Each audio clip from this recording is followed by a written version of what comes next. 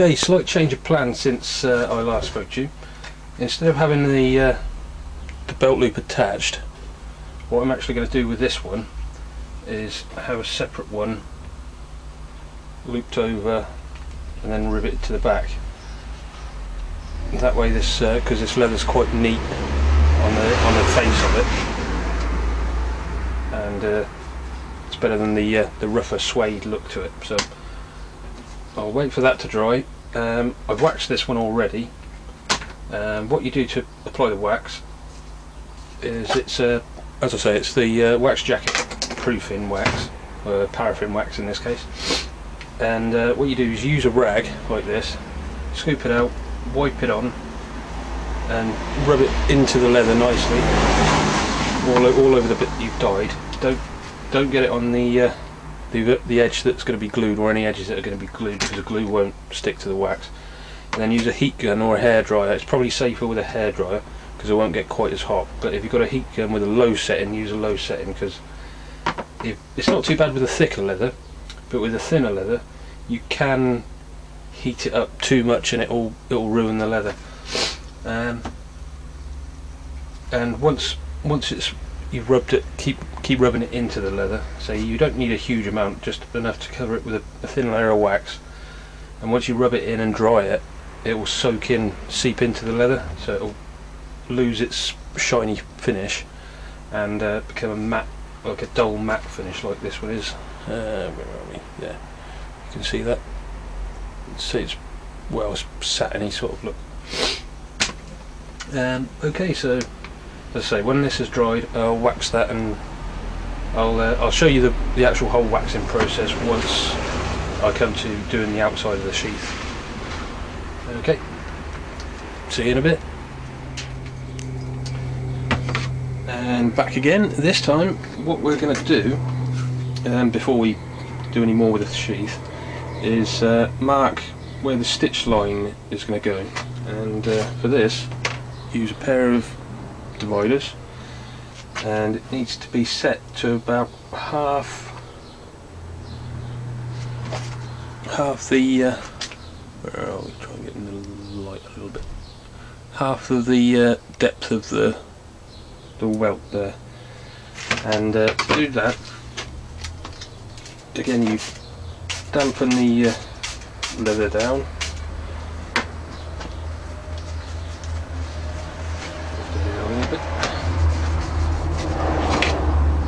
And you want the stitching to start probably about the same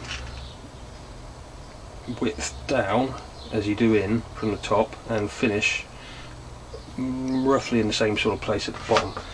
So just mark this, so that comes down, and you just drag the divider with one leg on the edge of the sheath and the other one making the score line. So you end up with a line around the edge of the sheath. There we go. And that will act as the markers for where we're going to put the stitch line. Right, the next thing is get yourself an awl, or an awl, some kind of point anyway. Could be an old nail, fairly smallish nail. I'll use a carpenter's scratch because I find that works just as well. And zoom out a little bit. And you start. I'll get a piece of wood underneath it, just to give you something to press against. And you start by making the hole, one hole right at the top of that line you've just drawn, and then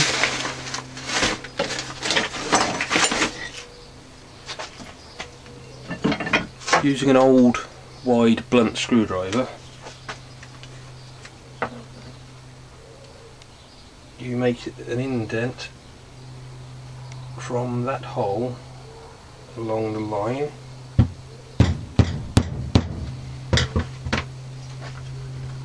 I'm not sure if you can see that just at the top there. See if we can get this in a little bit. The lighting's not great in here. And then the idea is to do that all the way along the line, so make it a series of small dashes that are pretty much touching all the way down. I shall get on and do that. So you end up with a series of indentations, and that will give you your stitch spacing. And now with where the indentations meet, you need to put another hole between them for the holes for your stitching to go through. Although this awl or scratch or point, whatever you're using, I just use as a guide, because I drill the stitch holes out with a 1.5mm drill bit. It just makes it easier to stitch it all together then.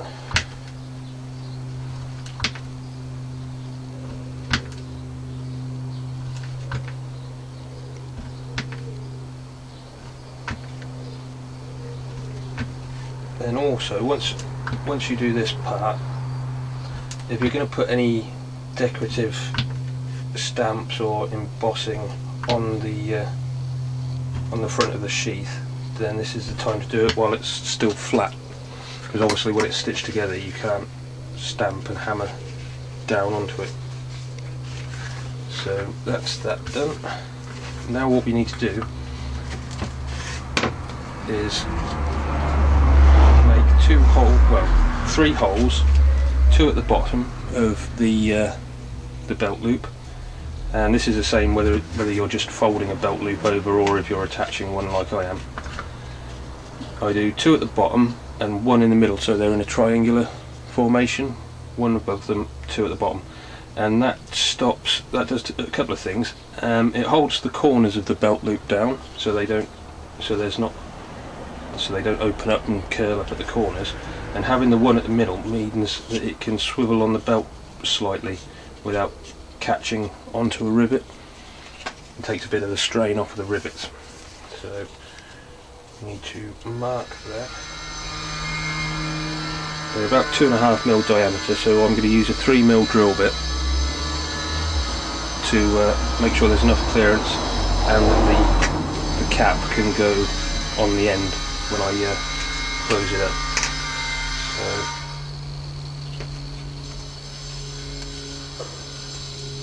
And actually, before I drill that out, I shall transfer the marks to the sheath where it's going to go.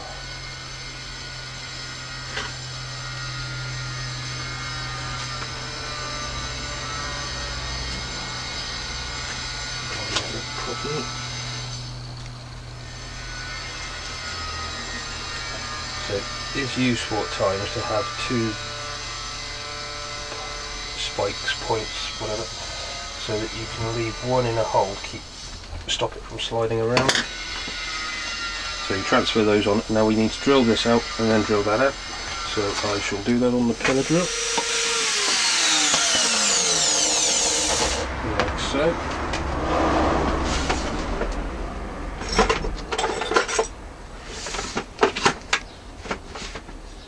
Now you need a piece of steel or something really solid underneath the back of the rivets while you're hammering them over.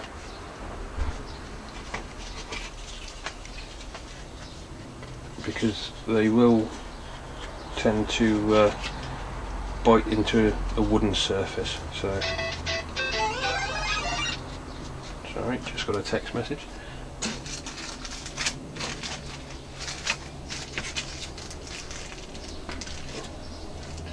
Good idea to get the caps out ready beforehand, unlike me.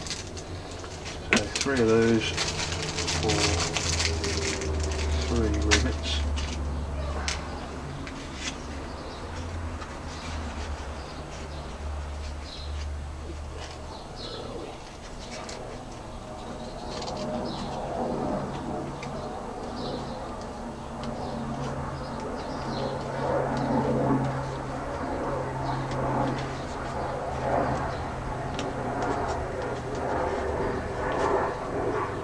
Make sure that the caps are on properly.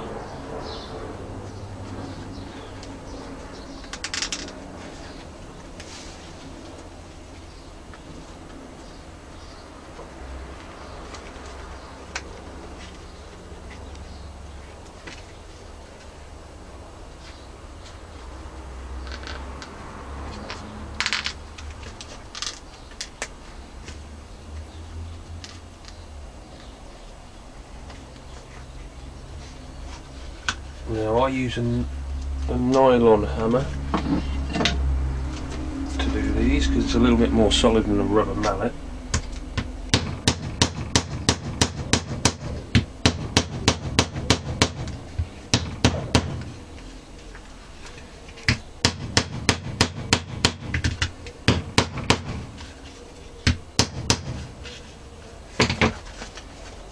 And there we go, that's riveted on there, and now we're ready to glue the welt in.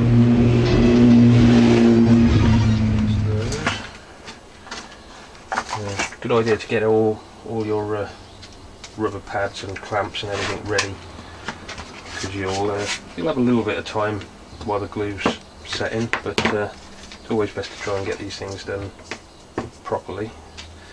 Now, not all leather glues are the same, but with this one you have to put it on to both surfaces, so both sides of the welt and both sides of the sheath there, and allow it to go tacky before attaching them together. So I should put that on.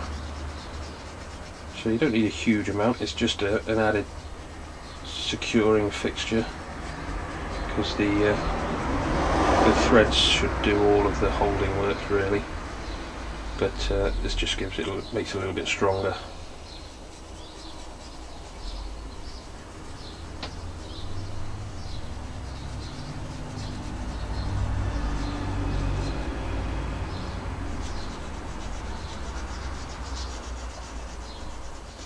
And the hardest bit of this is finding somewhere to put the welt so that it's not got a glue surface touching the floor.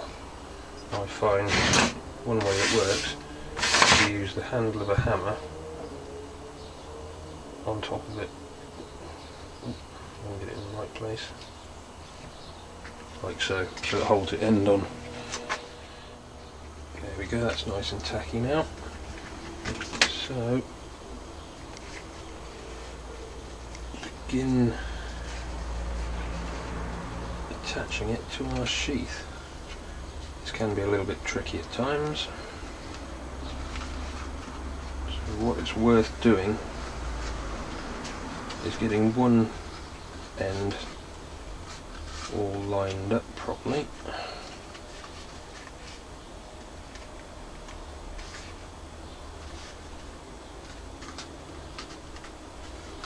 Just popping a clip on it just to keep it together.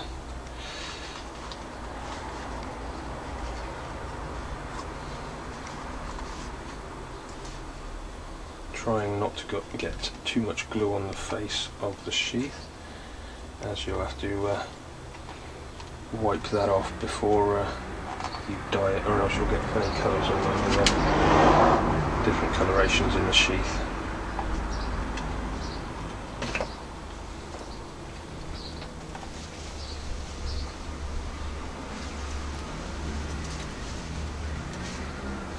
Now it doesn't matter too much how if the edges aren't perfectly level with each other, as you'll see later on.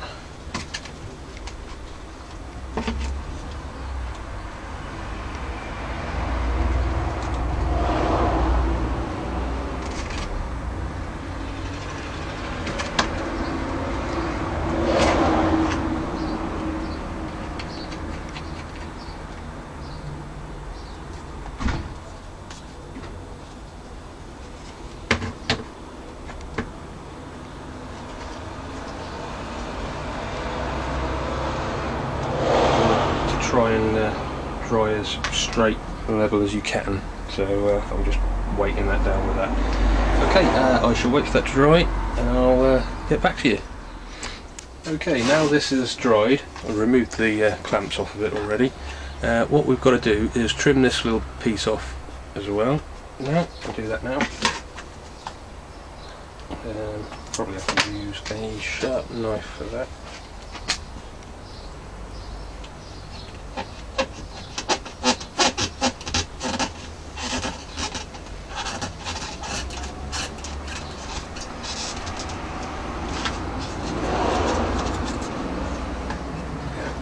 that off. And what I've also got to do is try and clean off some of this odd little splatters of leather adhesive that I've got on there.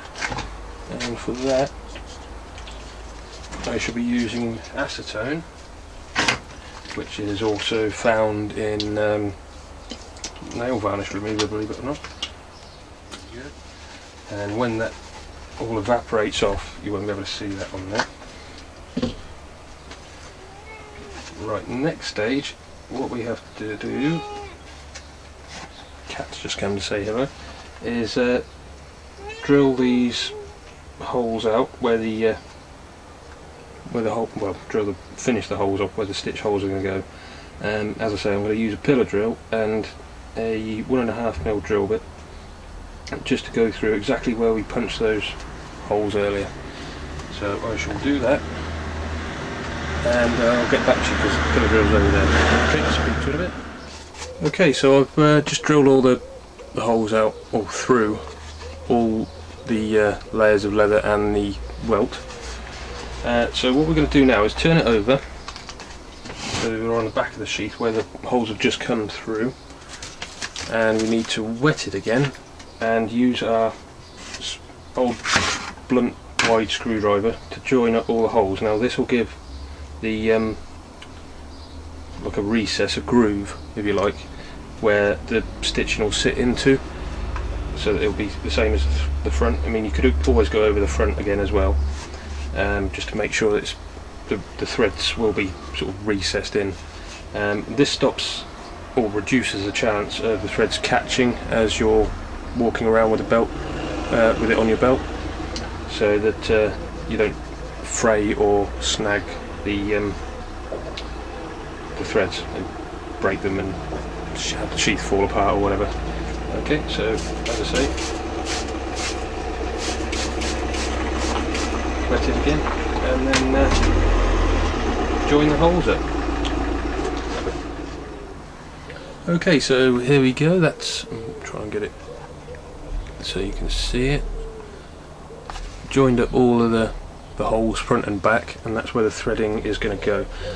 Next thing is to stitch them all together, and what you'll need is linen thread,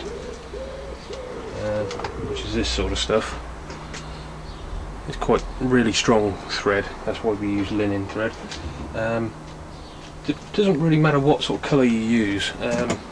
If you want a contrasting thread, to like a different colour to the sheath, then you would dye, well, smooth it off, run a sander round the edge. I use a bench sander, which is like a belt sander basically, but an upright one, and smooth off the edge so that's all even, and tidy up the back edge there where that is, and then take it the very corner off all the way round, and then dye it and then stitch it. So if you're using white thread, it will contrast to a brown dye, but because I normally use a brown thread with mine, I normally stitch it first and then sand the edge off and then dye it. So I need to go and find my thread because I believe it's in the house somewhere, and I'll get back to you when I've found that. Okay, speak to you shortly again. Back again, and I have my linen thread with me. So what you need to do now is get your thread ready, and you need around about 5 times, if you hold the thread across the sheath, 5 times from the tip of the sheath to the top of the belt loop, roughly. 1, 2, 3, 4, 5, and sometimes it goes 6 just to make sure you've got enough thread then.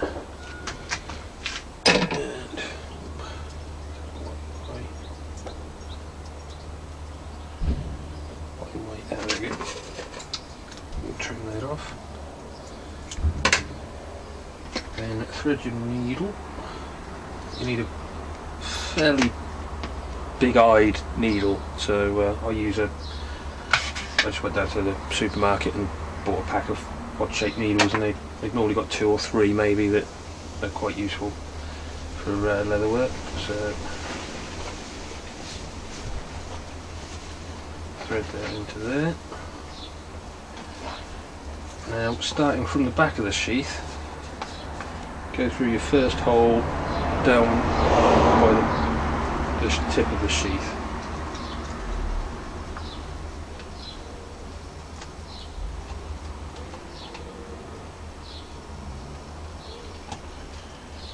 And sometimes you may need a pair of pliers to help you pull this through, because it'll be quite a tight fit. If I can find my pliers. These will do.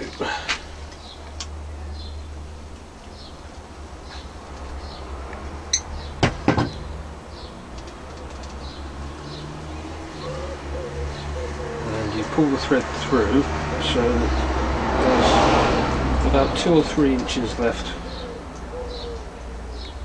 out the back of the sheath. Okay, and you need to hold your finger on that. You don't tie any knots in it yet, and you'll have to keep hold of that end until you've done about 3 or 4 stitches, just normal stitches in the next one. So you've gone from back to front, then across one, and from front to back, then across one and from back to front again, so you get an alternating stitch on each side, so you get a stitch gap, if you see what I mean, but using all the holes, if that makes sense.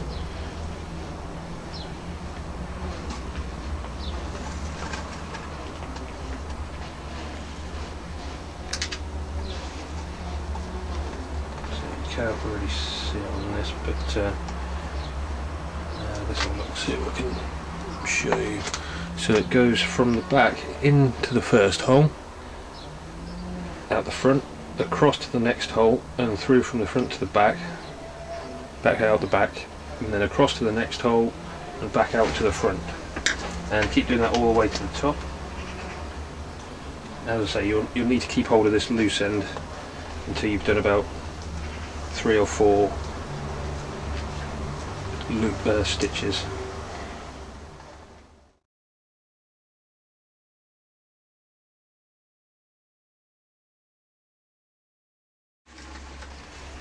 And there we go, the welt is all nice and smooth now, and level with the pieces of leather each side. Now what you can normally do is wet this down and dye it in the same way as we did the inside, and then wax proof it, and then go on to polish now. So now I'm going to finish dyeing it exactly the same way as we did the inside. So damp it down with the spray bottle, which is over here, and then apply the dye and use the cloth to rub it all over to make it a nice even coat. Okay, and I've already shown you that once, so I don't need to do that again. And I think that's about it for now.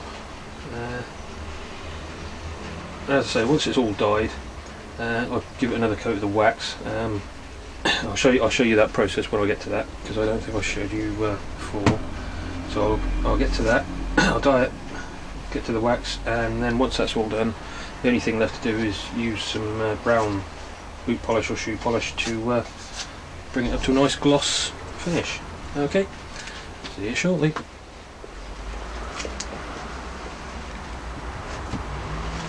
Okay, now what I'm doing is just applying the wax to the surface of the leather,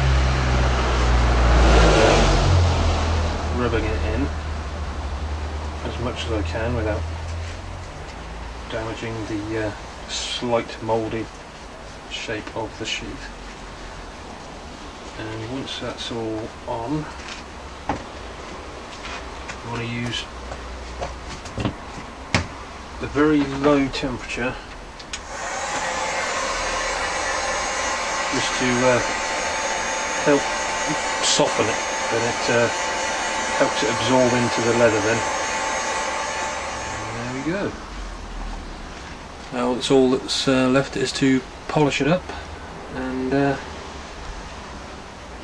let it dry thoroughly, and then it's ready to house its new knife.